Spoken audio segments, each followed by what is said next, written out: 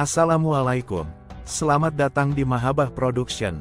Saya Taufik Kliwon dan di sini saya akan berbagi video mengenai kisah Rasulullah dan Waliullah. So stay tune. Jangan lupa komen, like, subscribe dan share ya. Semoga bermanfaat. Terima kasih.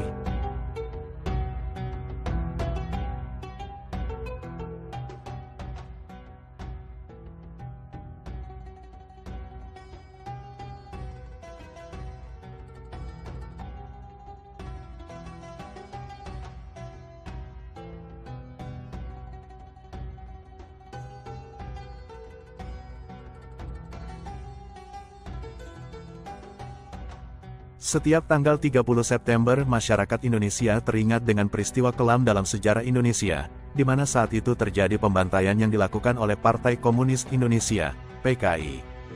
Mereka bahkan tak segan-segan membantai para kiai dan santri. Meletusnya peristiwa G30S PKI merupakan usaha makar untuk mewujudkan negara komunis Indonesia. Ingin mengganti ideologi Pancasila.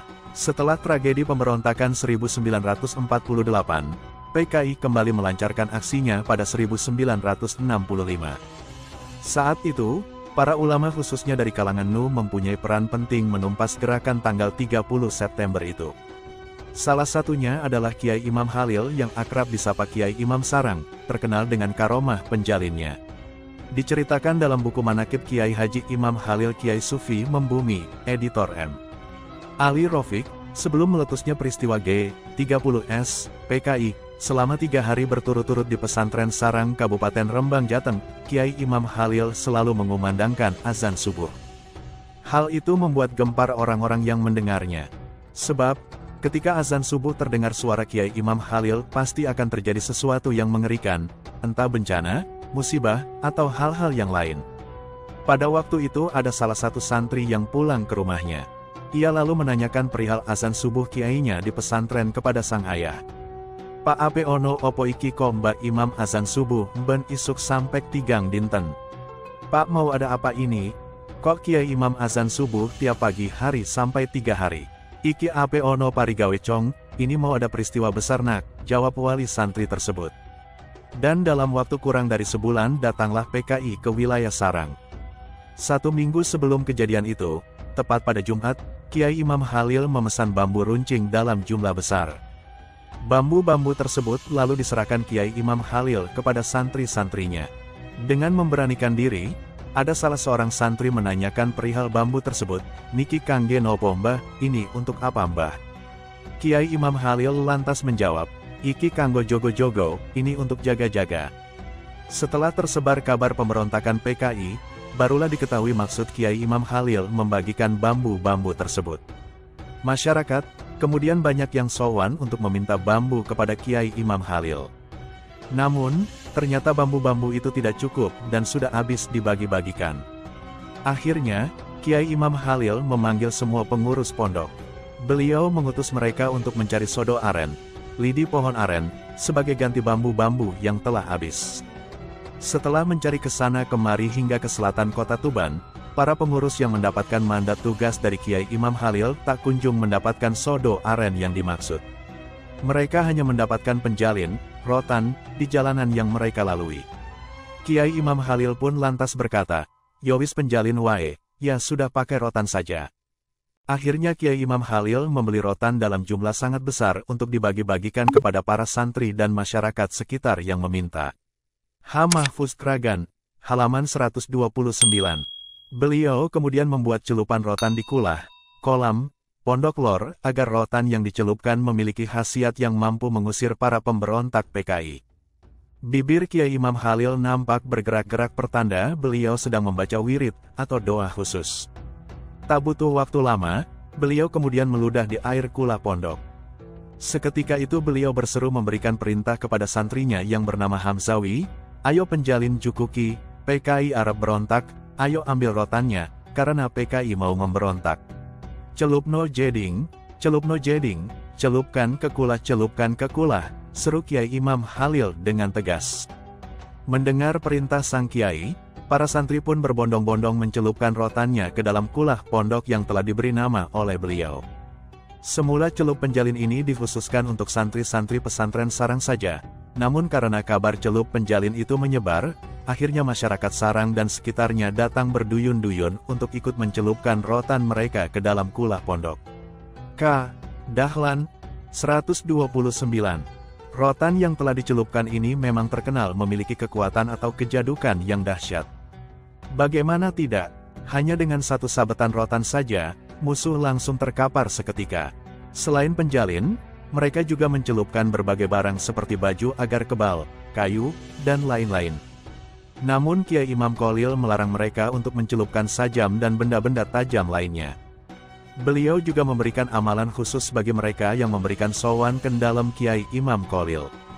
Beliau memberikan instruksi kepada orang-orang yang sedang mencelupkan penjalin mereka, podo simpen kalimat singlin. Simpanlah penjalin ini yang diibaratkan seperti kalimat tahlil. Penjalin yang dicelupkan ke kulah pondok memiliki keistimewaan. Banyak para pemberontak yang lumpuh seketika tatkala dipecut dengan penjalin tersebut. Padahal di antara para pemberontak itu kuat-kuat, banyak yang memiliki ilmu kejadukan dan terkenal sakti. Tepat tanggal 30 September PKI bergerilya menyerang wilayah Sarang. Akan tetapi, anehnya mereka tidak mampu menembus area pesantren Sarang, sehingga penyerangan hanya terjadi di desa-desa terpencil selatan pesantren. Berkah Kiai Imam Khalil yang membuat celupan penjalin sakti mandraguna, Allah SWT menyelamatkan masyarakat Sarang dari kezoliman PKI. Mereka dapat dengan mudah dilumpuhkan hanya dengan satu sabetan rotan saja. Kabar celup penjalin yang memiliki kesaktian luar biasa ini kian hari kian santer tersebar di desa-desa bahkan sampai ke kota-kota besar. Sebab minimnya senjata atau alat pertahanan yang dimiliki masyarakat untuk menumpas pemberontakan PKI yang tersebar di berbagai penjuru membuat mereka kebingungan. Adanya kabar celup penjalin disarang oleh seorang kiai harismatik bagaikan angin segar bagi mereka.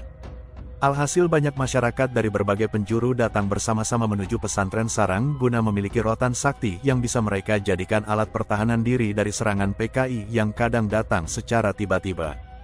Mereka datang dari kota-kota besar seperti dari Magelang, Temanggung, Semarang, Kendala, Pekalongan, Cirebon, Yogyakarta, Kudus, Pati, Jepara Purwodadi, Demak, Blora, Bojonegoro, Tuban, Lamongan, Kediri, Lasem, Rembang dan kota-kota lain di sekitar Jawa Tengah Jawa Timur. Kedatangan mereka membuat jalan menuju pesantren Sarang dipenuhi kendaraan. Dari mulai motor, mobil, bus, bahkan truk terparkir berjejer-jejer di sepanjang jalan. Keadaan yang demikian dapat mendongkrak perekonomian masyarakat Sarang. Banyak dari mereka memanfaatkan momen tersebut dengan berjualan rotan di depan Pondok Lor. Sebab, orang-orang yang datang ke Sarang belum memiliki rotan sama sekali. Mereka datang dengan tangan kosong, sehingga hal itu memaksa mereka untuk membeli rotan dari masyarakat Sarang. Sebelum pencelupan rotan itu dilaksanakan, biasanya ada sambutan perwakilan pondok yang disampaikan oleh salah satu santri senior di mana diantaranya adalah Kang Ahmadi. Ia memberi sambutan terlalu panjang kala itu sehingga membuat orang-orang yang tengah memadati area pondok menunggu lama. Saat Kang Ahmadi Sarang Meduro masih menyampaikan sambutannya, Kiai Imam Khalil tiba-tiba datang lalu memberi teguran padanya, "Ojok dowo-dowo, ojok dowo-dowo, mundaki pedot, jangan panjang-panjang, sambutannya, jangan panjang-panjang nanti putus."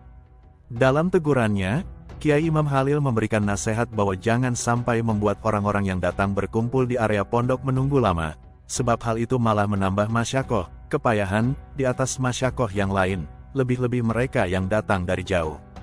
Celup penjalin yang disediakan Kiai Imam Khalil tidak bermahar alias gratis. Beliau tidak berkenan menerima mahar dari celup penjalinnya apalagi meminta. Sehingga banyak dari mereka yang meninggalkan uang sebagai mahar, sampai-sampai banyak uang berceceran di sekitar tempat kulah celupan tersebut. Kiai Imam Khalil berpendapat bahwa rotan-rotan yang dicelupkan ini bukanlah alat untuk membunuh. Akan tetapi, untuk berjaga-jaga apabila ada musuh yang menyerang secara tiba-tiba sebagaimana di atas. Dafusoil atau menahan serangan penyamun hukumnya boleh meski sampai membunuhnya. Pendapat ini nampaknya mengecualikan ketika orang-orang PKI mengancam dan menyerang nyawa orang lain terlebih dahulu, sehingga ia bisa dihukumi as-soil atau penyamun yang bisa diserang balik meski dapat membunuh nyawanya. Tentu hal tersebut harus urut dari tahap melarikan diri sampai membunuh. Dan hal itu menjadi bukti bahwa syariat mengutus umat manusia untuk menjaga diri seperti yang diajarkan Kiai Imam Khalil. Ibu Lasmini, Karangmangu menceritakan, orang-orang anggota PKI yang ditaklukkan kemudian dikumpulkan di sebuah tempat yang sekarang menjadi MPG, Madrasah Putri Ghazaliyah. Mereka direhabilitasi di sana. Para kiai dan tokoh masyarakat mendidik orang-orang PKI agar segera bertaubat dan kembali kepada Allah.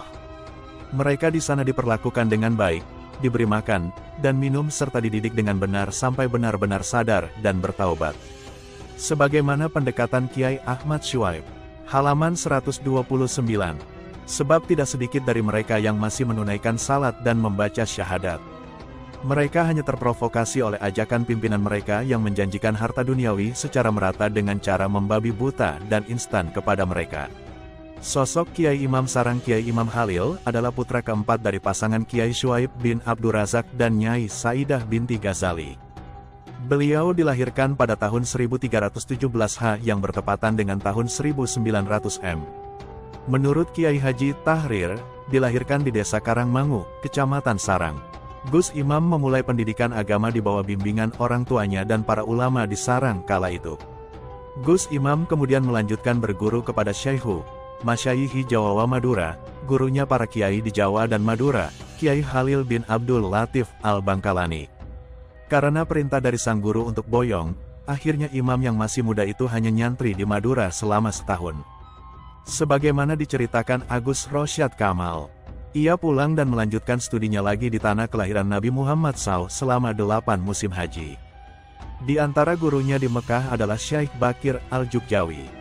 Kiai Haji Imam Khalil bin Syuaib Sarang wafat tanggal 9 Zulhijjah tahun 1401 H, 1985 M, menjadi hari berduka bagi semua orang terlebih segenap keluarga pondok pesantren Mahadul Ilmi Asy-Syari. Kiai Imam Khalil, figur kiai harismatik yang menjadi pengayom dan panutan telah menghadap keharibaan Allah SWT di usia 85 tahun. Dimakamkan di Makbaroh Stumbun, Sarang sebelum pemberangkatan jenazah Kiai Imam Khalil, Kiai Maimoen Zubair memberikan sambutan terlebih dahulu sebagai perwakilan Masyayikh Sarang. Belum sempat sepatah kata terucapkan, Kiai Maimoen sudah berlinangan air mata, sampai beliau tak mampu menahan tangis. Sambil terisak-isak, beliau memberikan sambutan dan meminta persaksian hadirin atas kebaikan sosok Kiai Imam Khalil yang tidak lain adalah adik kandung kakek beliau. Isak tangis pelayat pun tak terbendung silih berganti terkenang sang Kiai yang mereka cintai. Kiai Haji Rosih Rokhib mengenangnya sebagai pribadi yang teramat zuhud, halaman 64, dan ahli sedekah, halaman 113.